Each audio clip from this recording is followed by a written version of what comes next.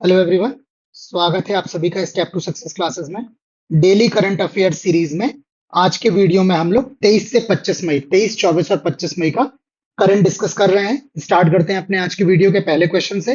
पहला क्वेश्चन है, हाल में बर्ड फ्लू का पहला मानव मामला फर्स्ट ह्यूमन केस किस देश में पाया गया है?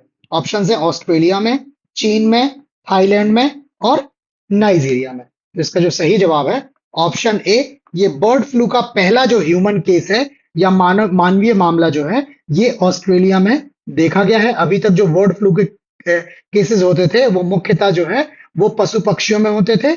मानव में पहली दफा ये बर्ड फ्लू का केस देखा गया है। ये एक बच्चा है छोटा जो भारत से लौटा हुआ था, भारत से ऑस्ट्रेलिया वापस लौट गया था और इसमें H5N1 वायरस का जो है वो संक्रमण देखा गया है। ये इसके जब इन्फ्लुएंजा के जो इसके टेस्ट हुए सैंपल्स के तो उनको पॉजिटिव देखा गया इन्फ्लुएंजा के लिए, ठीक है, और ये पता लगा हुआ है, ठीक है। इसको जो है बर्ड फ्लू को एवियन इन्फ्लुएंजा के नाम से भी जाना जाता है और ये पशु पक्षियों के बीच में क्या है, एक वैश्विक प्रकोप है। बहुत ज्यादा इससे क्या होता है, नुकसान होता है, ठीक है। और ये जो है मुख्यतः H5N1 या H9N2 वायरस के कारण होता है। जो बर्ड फ्लू या एवियन इन्फ्लुएंजा है H5N1 या H9N2 वायरस के कारण होता है और ये जो बच्चे में संक्रमण दिखा है वो H5N1 का संक्रमण दिखा है, ठीक है। अब ये इंपॉर्टेंट इसलिए है बिकॉज ये वायरस जो है वो आमतौर पर मनुष्यों को संक्रमित नहीं करता है।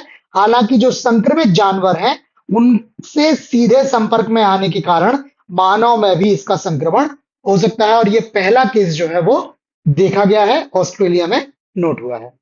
अगला क्वेश्चन है, बिमस्टेक ने लीगल पर्सनैलिटी का दर्जा कब हासिल किया है? ऑप्शन है अप्रैल 2022, मार्च 2022, मई 2024 और अप्रैल 2024। तो इसका सही जवाब ऑप्शन सी है। हाल में ही जो है विदेश मंत्रालय ने घोषणा की है कि बिमस्टेक जो है अभी वो लीगल पर्सनैलिटी का दर्जा इसको प्राप्त हो गया है, ठीक है। ये दर्जा इनको 20 मई को जो बिमस्टेक ने अपना पहला चार्टर लागू किया है, इस चार्टर के लागू होते हुए ही होने के साथ साथ ये बिमस्टेक को ये दर्जा मिल गया है। बिमस्टेक की अगर जो है फुल फॉर्म की बात करें तो फुल फॉर्म है बंगाल की खाड़ी बहु क्षेत्रीय तकनीकी और आर्थिक सहयोग पहल। इसको बोलते हैं Bay of Bengal initiative for multi sectoral technical and economical corporation, ठीक है। ये यहाँ पे आपका इंग्लिश में लिखा है बिमस्टेक और ये नीचे Bay of Bengal initiative for multi sectoral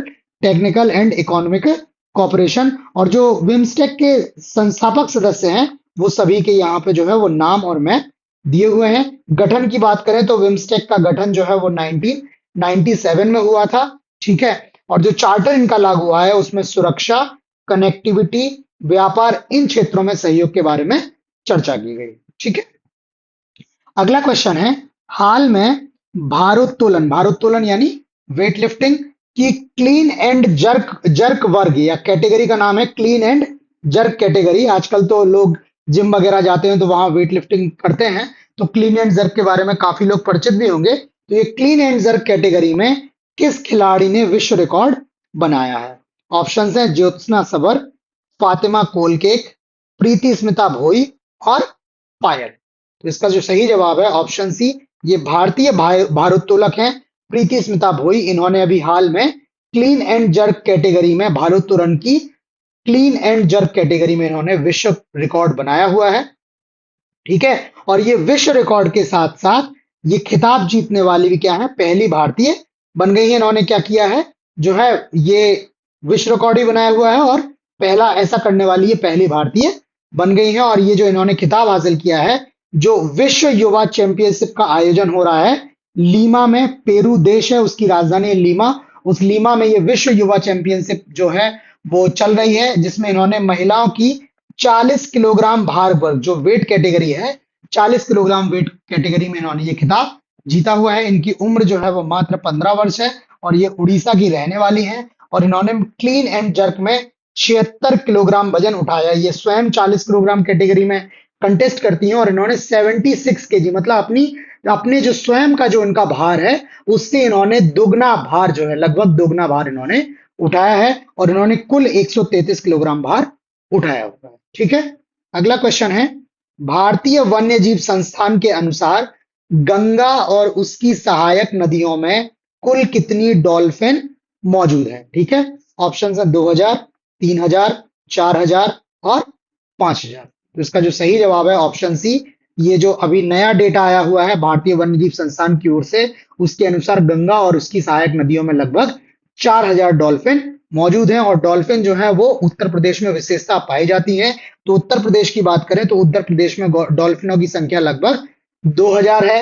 UP में ही जो चंबल अभयारण्य है, ठीक है, ये डॉल्फिन अभयारण्य क्षेत्र के रूप में घोषित किया गया है। ठीक, और ये जो गंगा डॉल्फिन है, ये जो गैंगेटिक डॉल्फिन है, इसको लुप्त प्राय प्रजाति के रूप में वर्गीकृत किया गया है। वर्ष 1996 से ही ये IUCN की रेड लिस्ट में एक लुप्त प्राय प्रजाति के रूप में सूचीबद्ध है। ठीक है, 1996 से ही ये एंडेंजर्ड स्पीसीज के रूप में IUCN की रेड लिस्ट में शामिल है। ठीक है, अगला क्वेश्चन देख लेते हैं। वर्ष 2024 का अंतरराष्ट्रीय बुकर पुरस्कार किस पुस्तक को प्रदान किया गया है? ठीक है, इंटरनेशनल बुकर अवार्ड है, प्राइस है Time Shelter, Kairos, Wolf Hall, the Goldfinch फिंच। तो इसका सही जवाब ऑप्शन बी।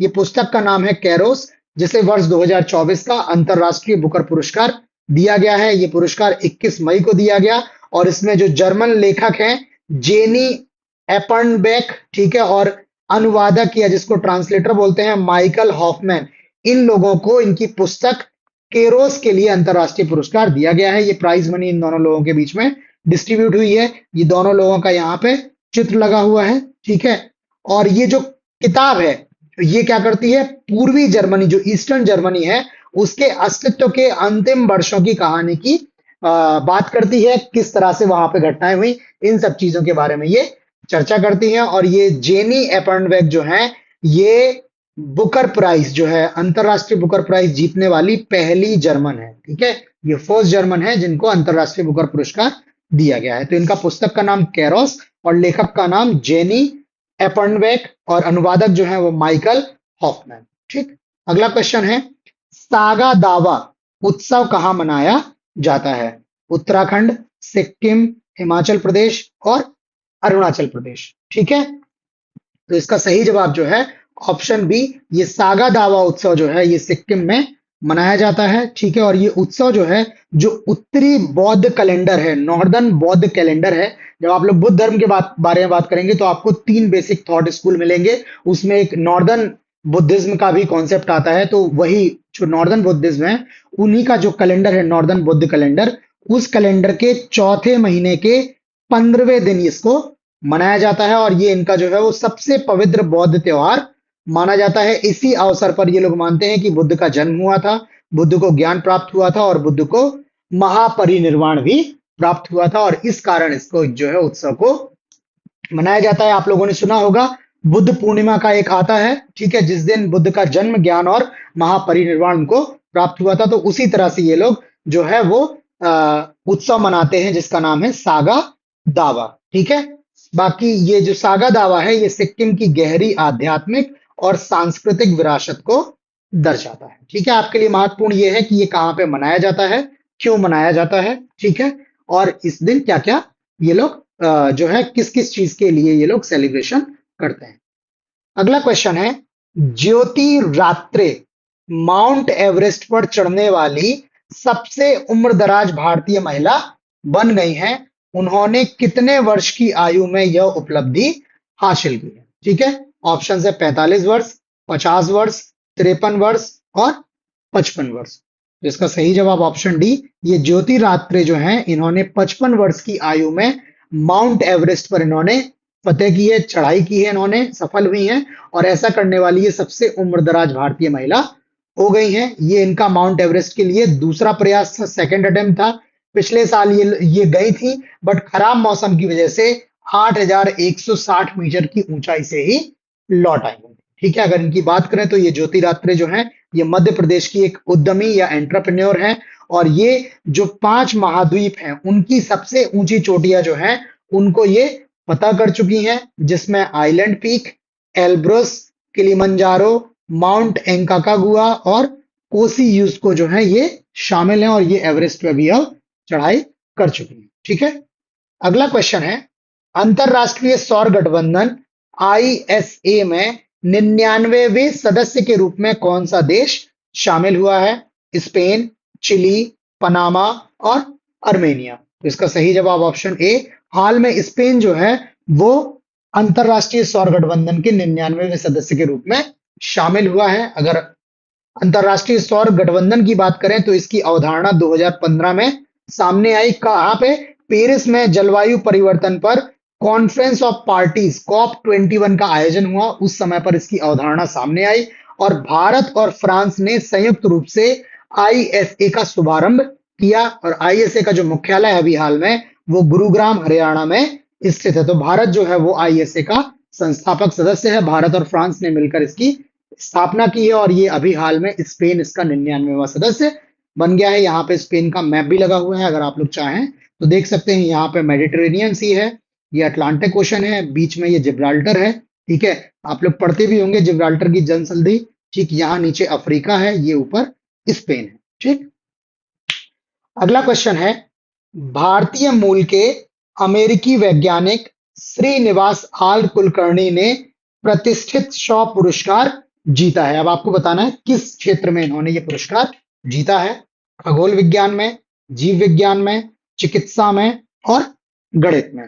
तो इसका जो सही जवाब है ऑप्शन ए, ये श्रीनिवास आल कुलकर्णी जी ने खगोल विज्ञान के क्षेत्र में प्रतिष्ठित शॉ पुरस्कार जीता हुआ है। इन्होंने मिली सेकेंड पल्सर, गामा रे विस्फोट और सुपरनोवा, इनके बारे में इनकी जो खोज है उन खोजों को सम्मानित करते हुए इनको इस पुरस्कार से सम्मानित किया गया है। इसके अलावा ये जो है ये कैलटेक ऑप्टिकल वेधशालाओं के निदेशक या डायरेक्टर भी रह चुके हैं। ठीक है, तो ये तो इनके बारे में हुआ। बात करें शॉ पुरस्कार की तो ये पुरस्कार 3 क्षेत्रों में दिया जाता है। खगोल विज्ञान तो अभी हम लोग देख चुके हैं। इसके अलावा ये जीव विज्ञान और चिकित्सा और गणितीय विज्ञान, इन 3 क्षेत्रों में ये कुल पुरस्कार दिया जाता है, जिसमें खगोल विज्ञान में जो है श्रीनिवास आल कुलकर्णी जी ने ये पुरस्कार जीत लिया है। ठीक है, अगला क्वेश्चन है, 22 मई को वियतनाम की संसद द्वारा निम्न में से किसे देश का नया राष्ट्रपति चुना गया है? ऑप्शंस हैं वो Van Thuong, Tran Thanh Man, To Lam और डेविड ह्यूगो। तो इसका सही जवाब जो है ऑप्शन सी है। ये टू लैम जो है ये भी हाल में वियतनाम के नए राष्ट्रपति के रूप में चुने गए हैं। ये इसके पहले वर्ष 2016 से ही सार्वजनिक सुरक्षा मंत्री के पद पर थे वियतनाम में, और इन्होंने जो मानव अधिकार आंदोलन है इन पर इन्होंने काफी सख्त रुख अपनाया है। ये जो है वो वियतनाम के राष्ट्रपति के रूप में नियुक्त हो गए हैं। ठीक है, तो आज करंट अफेयर्स में इतना ही है, बहुत ज्यादा क्वेश्चंस नहीं है। ठीक है, बाकी आपको ये वीडियो कैसा लगा प्लीज हमें लाइक करके कमेंट करके जरूर बताएं। आप अपना फीडबैक भी हमें अवश्य दें ताकि इसमें जो भी सुधार हो, जहां भी आपको कोई समस्या आ रही हो, हम उसमें भी इसमें चेंज कर सकें और आपके लिए और ज्यादा इसको उपयोगी बना सकें। इसके अलावा जो हमने कंटेंट डिस्कस किया है या आप पीडीएफ फॉर्म में भी हमसे ले सकते हैं। उसके लिए ये हमारा टेलीग्राम ग्रुप का यूजर नेम है, नीचे व्हाट्सएप नंबर है। इसके अलावा जो वीडियो डिस्क्रिप्शन है उसमें भी टेलीग्राम ग्रुप का लिंक लगा हुआ है, तो आप कैसे भी हमसे जुड़ के ये पीडीएफ ले सकते हैं। तो आज इतना ही, बाकी नए क्वेश्चंस के साथ जल्द मिलते हैं, तब तक के लिए धन्यवाद।